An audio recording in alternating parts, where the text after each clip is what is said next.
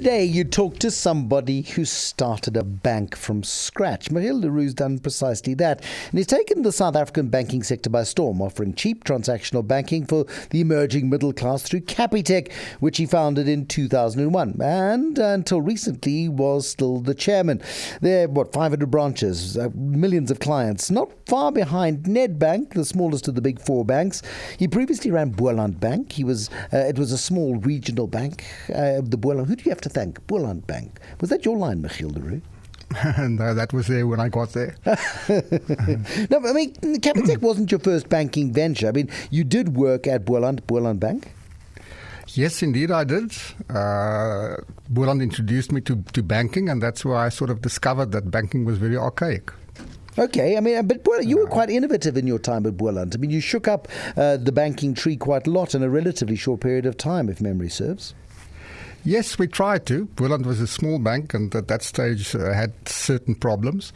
But I mean, for the first thing I asked when I got there was, why do banks close at 3:30 in the afternoon? It's just a mystery to me.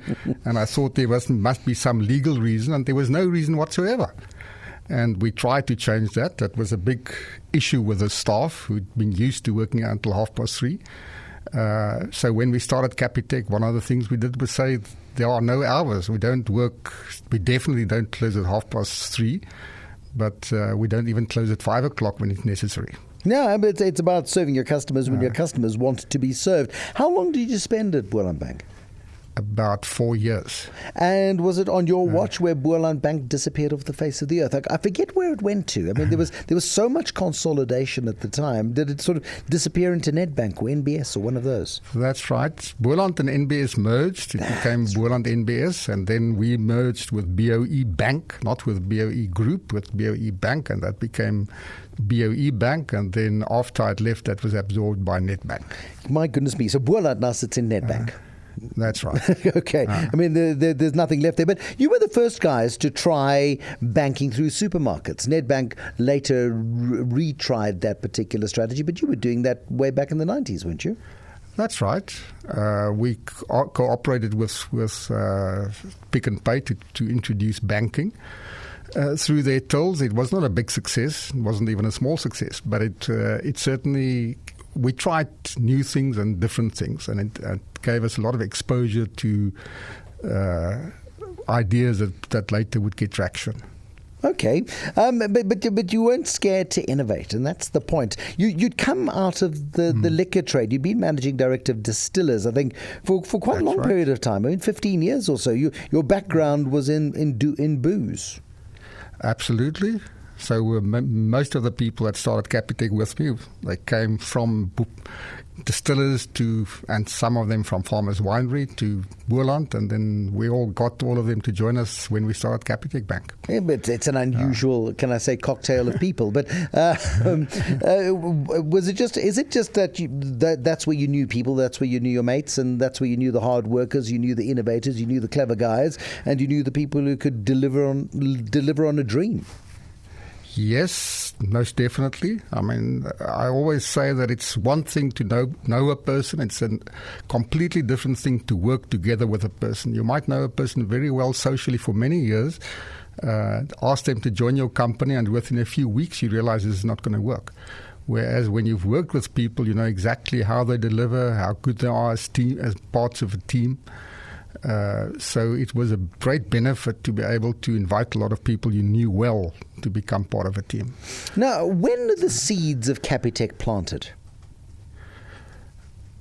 The specific situation where the idea developed was when, after I'd left Boland Bank, I was invited by Jannie Maton and Chris Otto to visit they had invested into some cash loan stores. And I thought that was a terrible idea. They asked me to have a look at the stores and to join them at a conference. And I said I wasn't very enthusiastic, but I went. And at the conference, I was intrigued. People were more interesting than I thought they would be. And afterwards, I agreed to visit all the branches. And while visiting the branches, this thought simply occurred to me that these people were clients of micro lenders precisely because they couldn't get service from banks. And when they went to banks, they were getting poor service. And it would be a very interesting gap in the market to create a bank that provided specifically for people that needed microloans and needed better banking tailored for their needs. So at this point, you left Weland behind you. Were you, like Yanni Mouton had been not long before, unemployed? Yes. Well, I didn't have a job. Mm-hmm. But I was drifting around and looking around a bit, yes. And like Christo Visa, who I think is a friend. Is he a friend? He's a mentor? Right.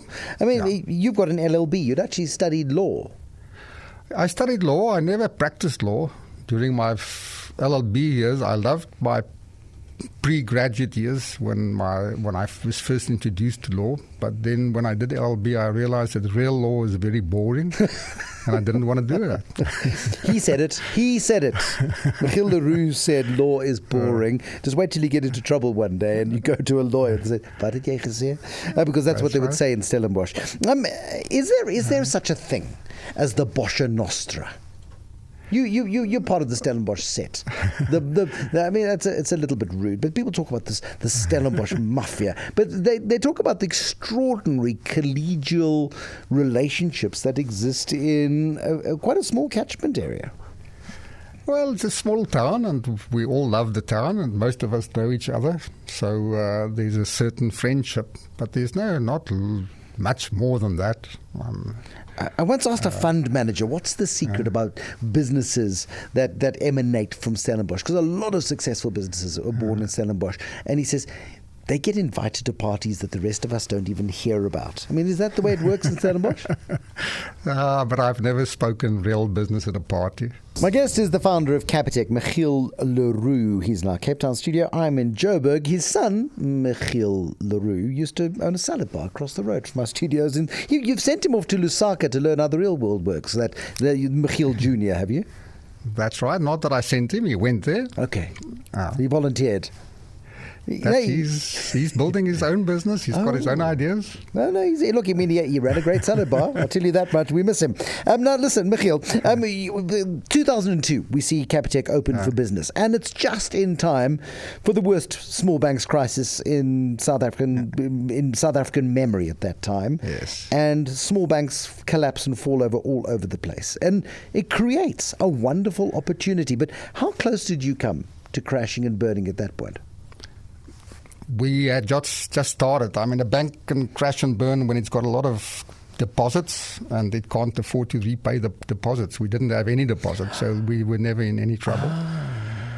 I think the one thing I learned when I came into banking from the outside was that every 5 years there's a major crisis. In the late 90s, we had a big crisis, the emerging market crisis. The rand dropped, the interest rates rose to above 20%. It was a major crisis. Then you have another one in the early 2000s. Then you have a major crisis in the 2008 starting in America. Every 5 years you have a crisis. So if you're in a bank, you must plan for a crisis. You must always be aware of the fact that the next crisis is just around the corner. When you sat down, and I don't know how you draw up business plans, but back of a cigarette box, from Rain 30s or something. That's the way they do it in Stellenbosch. That's a British American tobacco brand. But when you drew up the original concept of Capitec, did it look anything like it looks today? No, not at all. Originally, what I had in mind was a very basic bank, a bank offering very basic banking services to clients who also needed microloans. When Riaan joined us, he sort of threw out that plan. That's Riaan Stassen, now the chairman. He's taken over from you. That's right. Yeah. And he had very clear ideas. He had very sharp ideas. And he said, if we're going to build a bank, we're going to build a very modern bank that's attractive to everybody. We're not going to focus on a specific target market. So no, what ultimately resulted was completely different from what we started out with. I mean, and that's part of the magic, I suppose, of financial technology, because it's the technology and having zero legacy systems which encumber some of the big banks who still, they've still got an IBM computer somewhere in the basement being held together with press stick and sticky tape that's got a file on it that's important to the operations of the bank. You didn't have that problem. You guys were able to build from scratch. You're quite right. That's a massive advantage. Every older bank has a legacy system, and that legacy system is very difficult to replace, and it's very difficult to keep alive. Whereas we could start out with completely new systems. That was a major advantage. It still is. So you start in 2002, you survive the small banks crisis. Riaan comes in to take over, Riaan Stassen to take over as chief executive. You move into the chairman's role. You then watch the evolution of this bank, and were you stunned by the rate of customer acquisition? Because it was slow at first, and now you're probably still sitting at 100,000 new customers every month. It's been extraordinary. It really is amazing, and if you stunned is, I think, the right word. We were trying very hard. I mean, at the beginning, I always told everybody, I told our shareholders, we'll either be a big success or a small failure. And by that, I simply meant that if we failed, the shareholders and the employees would know about it, but hardly anybody else would remember a few years later. But if we succeeded, the market is big and we should succeed big. But not in my wildest dreams that I think that the success would be as big as it actually turned out to be. I mean, the guys who brought cell phones to South Africa said there's a cell phone market for maybe 120,000 cell phones. I think that was the number. And it was just so much bigger. I mean, just the demand for simple, cheaper transaction products. I mean, the microloans that's an expensive part of the business if you're going to borrow money. But it's a model that is settled in the minds of South Africans. Why have South Africans adopted it, do you think? Microlending. Capitec, the model of Capitec. Look, when we started, somebody once said it was easier to get a person to change his bank than to divorce. Or more difficult to get him to change his bank. Yeah, I think so. Yeah, that's more like it. Yeah, and it was true. People didn't change their banks. People complained about it, and everyone that complained, if you asked them, you've been complaining about your bank all evening. Are you going to leave them? And he said, what's the point? I mean, they're all the same, and it's so much trouble. So we did not think it's going to be easy to get a lot of people to change. And once we perfected the formula, we were just surprised by the numbers of people that kept on coming. And as you rightly say, they still keep on coming. And part of it is that it's so simple, it's straightforward, it's transparent. People can understand exactly what we offer them. And the other part is that we do help people to switch their debit orders, because that's always a difficult thing for people. I mean, in this year, you get named the world's best bank. I mean, it's an extraordinary achievement. And then, of course, this week, Koki Koeman tells us, no, you're also the world's most expensive bank, because people are prepared to pay a massive premium to buy the shares in the promise of what Capitec can deliver in the future. Are you still a big shareholder? Last time I saw that you actually you bought a big chunk of shares a couple of years ago. Yes, I've always believed in the bank, and I still believe in the bank, so I am a shareholder. Are you lowering your exposure to the bank? Are you keeping it steady? Are you growing it? I mean, when you're on a board, you've got to announce every time you buy or sell a share, so that sort of inhibits one. No, I haven't bought or sold in the last few years. At some stage, I sold some shares to reduce my debt, because I'd followed all my rights, and for those I had some personal loans. But no, I'm not changing my shareholding. What's the future of Capitec as you see it? I mean, it's evolved so much and so fast in 14 years. Is it even possible to think what it might look like 10 years from now? Well, there are a number of things that we believe in. That's in our DNA, and the one is to keep it simple, not complicated. So it's difficult to foresee a bank that evolves into one offering home loans and car loans and everything else that the other banks do. Certainly not investment banking and so on, and asset management. So I would like to believe that it will be very recognizable from the one you see today, as a bank that tries to be exactly to clients what it promises to be, transparent and easy to understand. When you look at that bank of the future, and you've got to at some point reach a stage where South Africa is too small for you. How does it expand? How does it get a growth market? I mean, how seriously are you looking outside of South Africa's borders? Not very seriously. The problem is that whereas somebody else like ShopRite Checkers could go to the borders of South Africa and say, well, why should we stop here? And they can open a single store in another country, experiment, see if it works. If we want to open a bank branch in another country, well, that's impossible. You've got to get a banking license. You've got to set up a capital structure. You've got to employ lots of people. And then you've got to go into that whole market. So it's not as easy for us as it is for some other people. If we move into other countries, we'll have to think very carefully, because going into a small country probably entails as much political risk as going into a major country. So we've looked at it, but every time we look back, we see South Africa absorbing all our energy, all our management time. It's a nice problem.